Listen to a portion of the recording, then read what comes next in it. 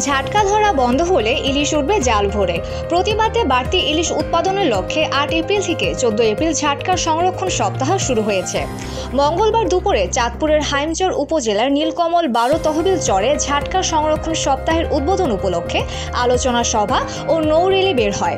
র্যালিতে স্থানীয় প্রশাসন, মৎস্যজীবী ও ব্যবসায়ীরা অংশগ্রহণ করে। আলোচনা সভা ও নৌ র্যালিতে প্রধান অতিথি হিসেবে উপস্থিত ছিলেন জেলা প্রশাসক মোহাম্মদ মহসিন উদ্দিন। বিশেষ অতিথি হিসেবে বক্তব্য রাখেন চাঁদপুর জেলা পুলিশ সুপার মোহাম্মদ আব্দুর রকিব, চাঁদপুর অঞ্চলের নৌ পুলিশ সুপার সৈয়দ মুশফিকুর রহমান, জেলা মৎস্য কর্মকর্তা গোলাম মেহেদি হাসান, কোস্ট গার্ডের স্টেশন কমান্ডার এম ফজলুল হক।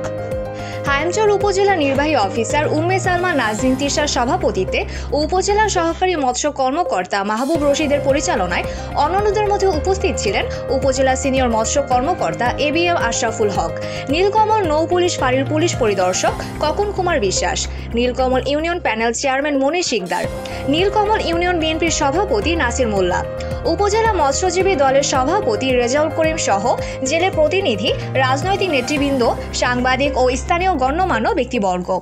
এই সময় সব ধরনের ঝাটকা সংগ্রহ ও বিক্রিতে নিষেধাজ্ঞা দেওয়া হয়েছে। ঝাটকা হচ্ছে 10 ইঞ্চি বা 25 সেন্টিমিটারের ছোট আকারের ইলিশ।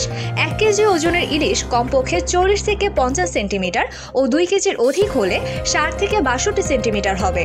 ঝাটকা সংরক্ষণ সপ্তাহের মাধ্যমে ঝাটকাকে ইলিশে রূপান্তর করা হবে। আপনাদেরই সম্পদ। আপনাদের আমার কিন্তু মাস শেষে বেতন আছে, এইখানে যারা আছে সবারই মাস শেষে বেতন আছে, 1 টাকাও কমে না।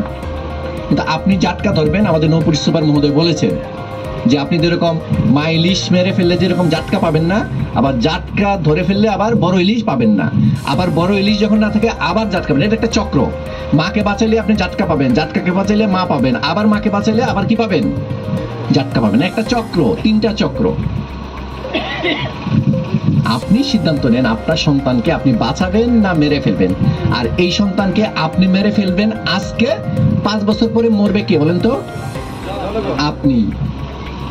মানে সাথে সাথে ফলটা পাবেন না। আপনি আজকে তাকে মারবেন, এই সন্তানটাকে মারবেন, 5 বছর পরে না খেয়ে অভাবে আপনার সন্তান মারা যাবে। আপনি সিদ্ধান্ত নেন যে আপনি কি করবেন।